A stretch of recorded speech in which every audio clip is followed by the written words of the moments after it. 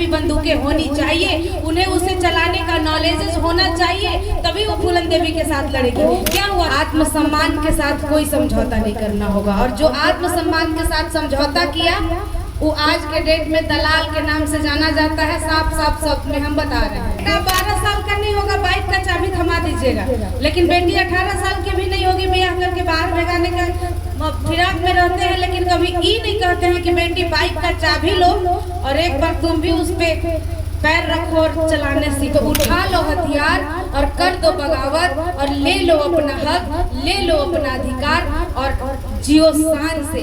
आज बोलते हैं कि हमारी बेटियां झांसी की रानी की तरह क्यों नहीं तलवार लहरा रही है। भैया कहाँ से लहराएगी? उसको कलछुल और झंझरा पकड़ा दीजिएगा, कहाँ से लहराएगी वो तलवार? कि जनाजे दूसरों के कंधे पे उठाए जाते हैं, अब जिंदगी अपने दम पे जी जाती है, और जब तक अपने अंदर दम न हो तो आपकी जिंदगी का कोई मतलब नहीं है। और उसी प्रखंड के प्रखंड प्रमुख आदरणीय दीदी दीपमाला कुमारी जी यहाँ पर उपस्थित हैं। काफी फोन उनका आ रहा है और कार्यक्रम में जाना है, लेकिन व्यस्तम कार्यक्रम के बावजूद यहाँ पर डटे हुए हैं। संबोधन के कड़ी में आग्रह करते हैं। आज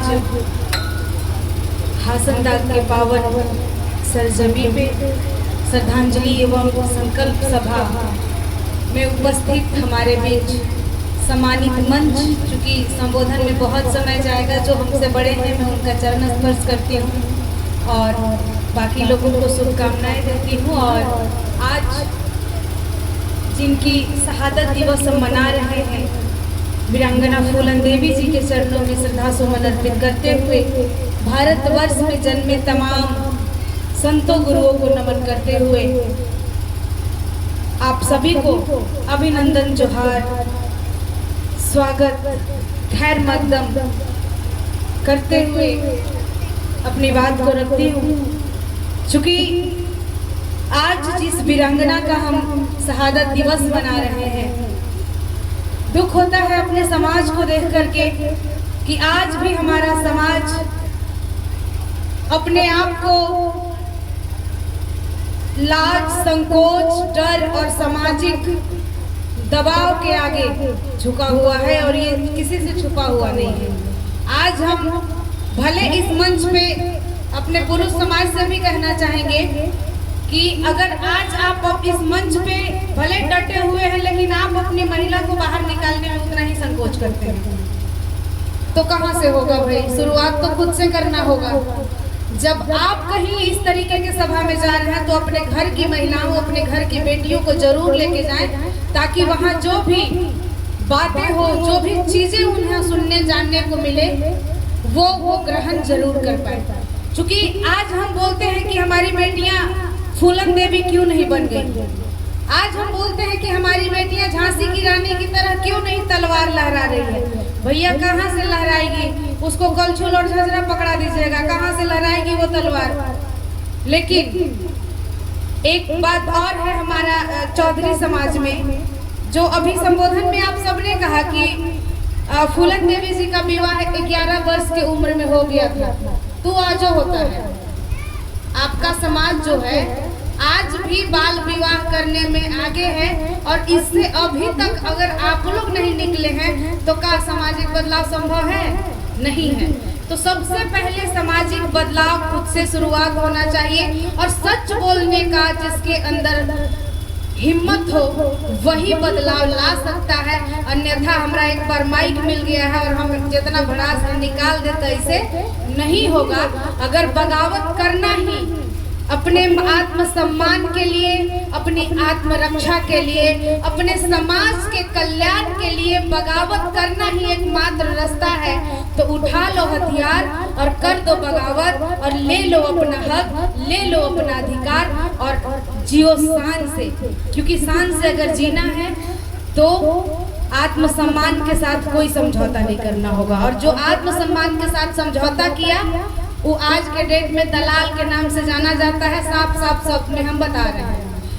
अब दलाल किसको कहते हैं ये हमको बताने की जरूरत नहीं है, आप सभी लोग जानते हैं। तो दलालगिरी करना है कि आत्मसम्मान के साथ जीना है, ये फैसला आपके हाथ में है। अपनी बहू बेटियों को आगे बढ़ाना है कि नहीं बढ़ाना है, ये फैसला भी आपके हाथ में है। समाज भी आपका सम्मान भी आपका, बहू बेटी भी आपकी और उनकी हक अधिकार भी आपका। तो ये सारी चीजें आपके हाथ में है। आप कैसे उसे आगे लाते हो, आप कैसे उससे डट कर लड़ने की हिम्मत दिलाते हो, ये भी आपके हाथ में है।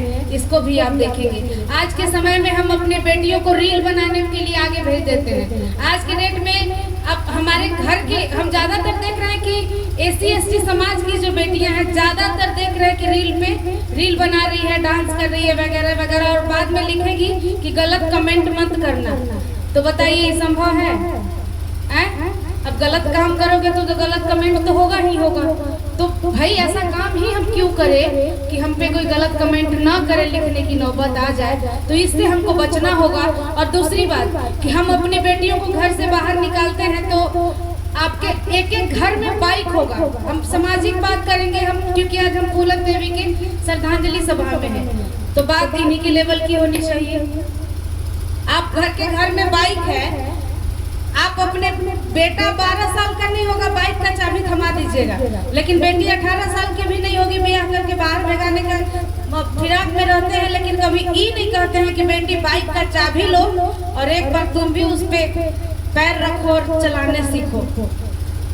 बोलते हैं, कोई नहीं बोलता है। क्यों नहीं बोलता है? उसके आप शुरू से ही उसके माइंड में बैठा देते हैं कि ये बेटी है, ये बेटी है, इसको तो चूल्हा चौका करना है, पढ़ाई लिखाई करके क्या ही करेगी, जो भी करेगी चूल्हा। ठीक है भाई, चूल्हा चौका हमारा जन्मसिद्ध अधिकार नहीं है, हम अपनी मर्जी से करते हैं। जिस दिन चूल्हा चौका बंद कर दिए समझ में आ जाएगा। लेकिन धमकी नहीं दे रहे हैं, सच बोल रहे हैं, क्योंकि हमारे हस्बैंड भी बगल में बैठे हुए हैं, इनको भी काम करने की आदत नहीं है। जिस दिन अगर आ गए कि नहीं हमको ये करना है तो करना तो पड़ जाएगा।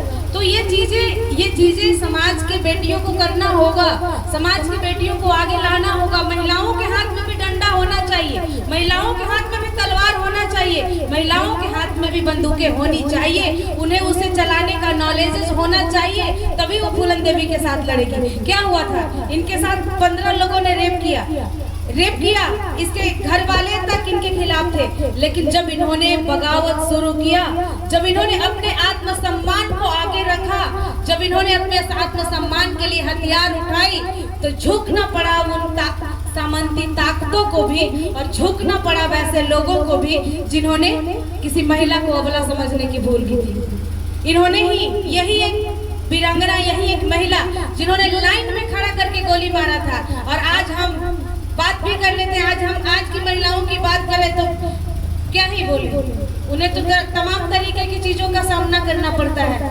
अरे भैया, एक चीज हम अपनी बेटियों, अपने महिलाओं को भी तो डाल दें कि अगर अपने आत्मसम्मान के साथ समझौता न करे, किसी को मारना भी पड़े तो मार दो। कभी समझाते हैं? नहीं समझाते। कहा नहीं कि तुम तो बेटी हो, तुम तो महिला हो, तुमको आगे नहीं आना है।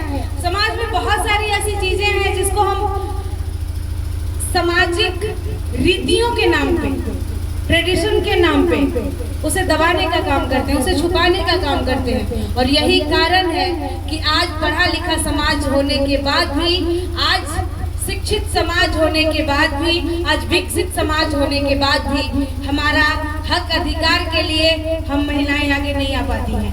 हम महिलाओं को, गांव की महिलाओं को विशेषकर मैं बताना चाहूंगी, गांव की महिलाएं अगर बाहर लाना होगा उनको, तो हम लोगों को जा करके बहुत मेहनत, बहुत पापड़ बेलना पड़ता है। इतना पापड़ बेलना पड़ता है कि समझ में आ जाता है कि आज भी हमारी महिलाओं को उनका हक क्यों नहीं मिल रहा है। यही वो हासनदाग का धरती है जिसके लिए मैं जेल गई हूँ।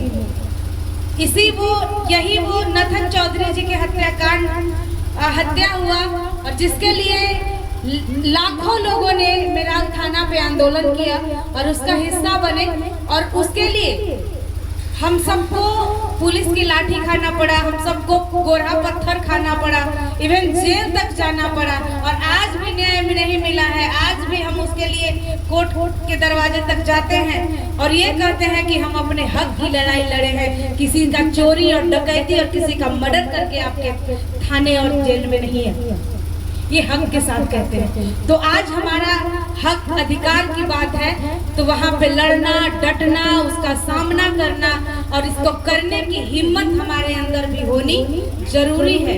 क्योंकि अगर आप जिंदा हैं तो जिंदा नजर आना भी जरूरी है, क्योंकि जनाजे दूसरों के कंधे पे उठाए जाते हैं, अब जिंदगी अपने दम पे जी जाती है, और जब तक अपने अंदर दम न हो तो आपकी जिंदगी का कोई मतलब नहीं है। और उसी मतलब के लिए, उसी मतलब को समझाने के लिए जब सभाएं की जाती है तो सबको आना भी जरूरी है। बहुत सारे वक्ता हैं और हमारे मुख्य अतिथि भी हैं डॉक्टर कुलदेव जी, आप उनसे सुनेंगे। काफ़ी अच्छे वक्ता हैं, वो आपको बहुत अच्छी शब्दों से आपके बीच शब्दों को परोसेंगे। चूँकि मुझे कहीं जाना है तो मैं वेट कर रही थी, और मैं इन्हीं चंद शब्दों के साथ पुनः आप लोगों को अभिनंदन करते हुए और सभी वीर वीरांगनाओं और सभी महापुरुषों को पुनः श्रद्धासुमन अर्पित करते हुए अपनी बात को समाप्त करती हूँ। जोहार, धन्यवाद। बहुत बहुत